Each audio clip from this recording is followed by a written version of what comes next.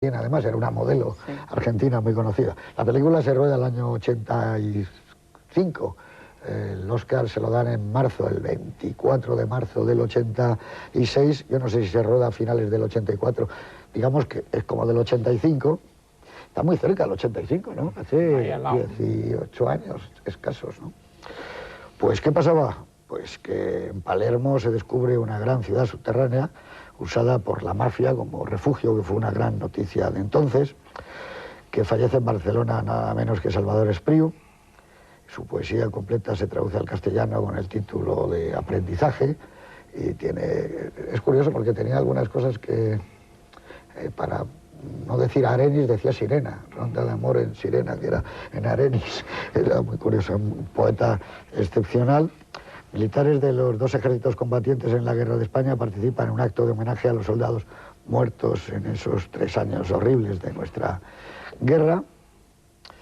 Muere Chagall, el gran pintor Marc Chagall, y bueno, algunas de sus cuadros participan del surrealismo, pero hay unas escenas populares y religiosas, algunas en unas vidrieras de catedrales alemanas, que son realmente excepcionales. El rey don Juan Carlos I hace entrega del premio Cervantes al escritor argentino Ernesto Sábato, autor del Túnel, sobre tumbas y sabios y tantas otras.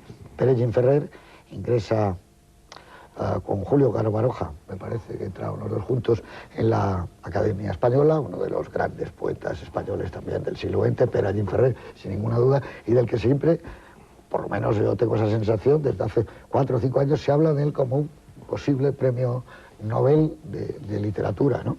A mí me gustaría mucho, porque además es premiar de alguna manera al cine, porque todos sabemos que Pérez Ferrer es un gran aficionado al cine, ha escrito libros sobre cine, uno precioso sobre Douglas Sirk, uno que se llama Cine y Literatura, que es estupendo. Digamos que muere Alfredo Mayo, un galán famoso en los años 40, el protagonista de Raza, de Say de Heredia, y luego un actor, según fue echando películas, cumpliendo películas con mayor carácter, sobriedad, y un actor estupendo con una voz magnífica. Y también fallece, esto ya lo lees como una noticia, pero el gran actor de teatro y del cine español José Bódalo, era amigo personal mío y era una persona al que yo le tenía enorme admiración y enorme cariño, y con el que he pasado momentos inolvidables, más allá de haber rodado con él 4 películas, pero ya lo lees como, bueno, pasa el tiempo y los amigos se convierten en calles y en plazas, los amigos conocidos, ¿no? Bueno, pues digamos, para terminar, que Antonio Chenel Antoñete se corta la coleta por segunda vez, hoy día comenta en Canal Plus Los Toros, y que la Audiencia Territorial de Madrid, Eduardo, falla a favor del reconocimiento de Herri Batasuna como partido político. En el año 1985, el gobierno argentino descubre un plan para asesinar al presidente Alfonsín y reimplantar la dictadura. Todo esto es terrible, ¿no?, cuando haces un mínimo balance. En Deia, Mallorca, muere Robert Grace, el autor de Yo, Claudio. Vivía en Palma de Mallorca desde el año 1929 y es un autor al que a mí nos gusta mucho, ¿no? Mucho. Uno de los grandes sabios, y de los grandes historiadores, Robert Grace. Bueno, pues ya, si os parece, hablamos de la historia oficial y eso que tú pensabas. Yo voy a, si me dejas, voy a decir una cosa, de alguna manera disintiendo de Clara, que ha dicho que no se explica bien, creo que ese es uno de tus caminos, que no se explica bien cómo una persona de la cultura, del personaje de Alicia, podía permanecer ajeno a lo que estaba sucediendo, etcétera, etcétera. Yo creo que sí se explica. Yo he vivido el franquismo desde que se empieza hasta que se acaba. Y todos fuimos cómplices, con nuestro silencio, porque no se puede hacer otra cosa, porque no tienes fuerza, porque formas parte de la burguesía. Y también he vivido de alguna manera en mi niñez el nazismo con Hitler, y yo creo que toda Alemania apoyaba a Hitler, o gran parte de Alemania. Las minorías son las que arrastran a un país, las minorías.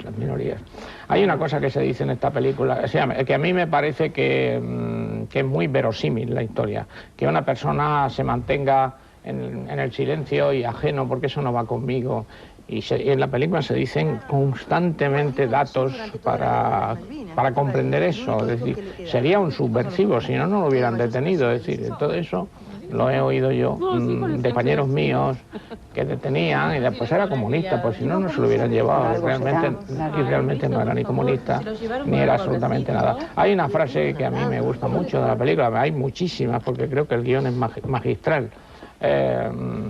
Que es cuando el otro profesor le dice que resulta conmovedor el sentimiento de culpa de una burguesa. Yo creo que esa es la definición perfecta. Claro, claro, pero ella en cierto modo era cómplice, o sea, claro. Como evidentemente se necesita un sustrato de complicidad directa o indirecta para mantener un aparato de represión de tantísima complejidad. Porque había, creo que 340 o más centros de detención clandestinos para poder desarrollar toda esa cantidad de desaparecidos.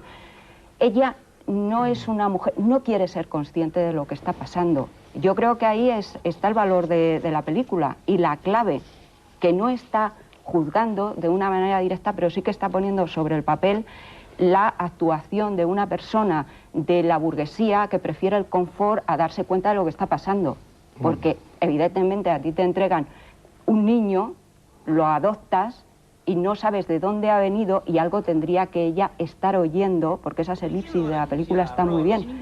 Algo se supone que ella tendría que estar oyendo por parte de su marido, una conversación telefónica, algo que denotase que ahí había tomate, que estaba ocurriendo algo. Yo no me puedo creer. Déjame que le diga una sola cosa. Yo creo que el acierto de la película, uno de los grandes aciertos de la película, es que estas situaciones se dan en paralelo. Hay mundos paralelos y esos mundos no se cruzan. Y yo no creo que sea tan extraño que una persona no haya oído, porque eso se dice en otros sectores, eso se dice en otro lugar, pero no se dice en el mundo en el que tú estás viviendo. Pero Juan Miguel, es que en el 83, en el momento en que está situada la película, ya se había hablado mucho de todo eso. Ya las madres de la Plaza de Mayo, bueno, que fueron las primeras, ¿no?, que empezaron a dar la batalla, ya salían en la prensa, se las llamaba locas, pero ahí estaban. Y los recortes, por ejemplo, de periódico que los alumnos le pegan en la pizarra, o sea, estaban de alguna manera saliendo en la prensa. Ya había una comisión nacional presidida precisamente por Ernesto Sabato, el escritor, que estaba investigando todo eso. Es decir, es que... Pero la niña nace en el 78, el año del Mundial, el año de Videla. Todo el mundo estaba encantado. Claro, yo eso era lo que iba a decir. Yo creo que hay dos justificaciones, una de historia argentina que no conozco bien y por lo tanto seguramente a lo mejor meto la pata, y otra de construcción del personaje, ¿no? En primer lugar y fundamentalmente, esto cuesta trabajo decirlo, pero lo acaba de decir en este momento Juan Miguel. En el año 78, a través del fútbol, se logra una cohesión nacional que se olvida de determinadas cosas, aunque sea coyuntural, momentáneo, etcétera y tal, ¿no? Eso lo hemos vivido en España también durante un cierto tiempo. En segundo lugar, y fundamentalmente, la situación política de Argentina cuando se inicia la represión de los militares es una situación de fractura social, en la que hay secuestros, en la que los montoneros realizan unas actividades, pues vamos a decir, igual que los tupamaros en Uruguay, hay un momento de, vamos a decir, entre comillas, de subversión, que se conoce como subversión. Es lógico que los personajes burgueses se repleguen ante eso y que por lo tanto no quieran aceptar lo que está sucediendo. Me da la impresión de que además, como tú dices, en el año 83 empiezan a salir cosas, pero empiezan a salir las cosas desde hace poco tiempo y por lo tanto resulta comprensivo que no haya querido ver o sencillamente que prefiera estar en sus cosas con respecto a no mirar lo que hay alrededor. Pero en segundo lugar y fundamentalmente la construcción del personaje creo que es muy coherente. Es muy coherente y hay que verlo también como un personaje, vamos a decir, emblema, que intenta contar algo de la inmensa mayoría callada y silenciosa que asiste impávida al horror que se está sucediendo, algo que oficialmente ocurre en casi todos los países del mundo. Creo recordar que hasta el minuto 35 el personaje de Norma Leandro no comienza a hacer preguntas. creo que ese desarrollo de guión es ciertamente muy coherente. A mí no me habría gustado que el personaje de Norma Leandro a los 5 minutos de película se empezara a hacer preguntas, porque en toda la película no tiene sentido. Tiene sentido que el personaje de Norma Leandro poco a poco vaya abriendo, vaya conociendo. Ella adora a su marido. Ella es una mujer casada con alguien que no conoce bien su marido. La secuencia que cuando va a verle al trabajo creo que es ciertamente muy significativa. Ella es alguien que no ha podido tener hijos, que se ha sometido a numerosos tratamientos y por lo tanto para ella la maternidad de tener una niña es por encima de todo y eso le lleva a muchas circunstancias. En tercer lugar, ella es funcionaria, da clases de historia, da una historia oficial y para ella lo esencial es la disciplina.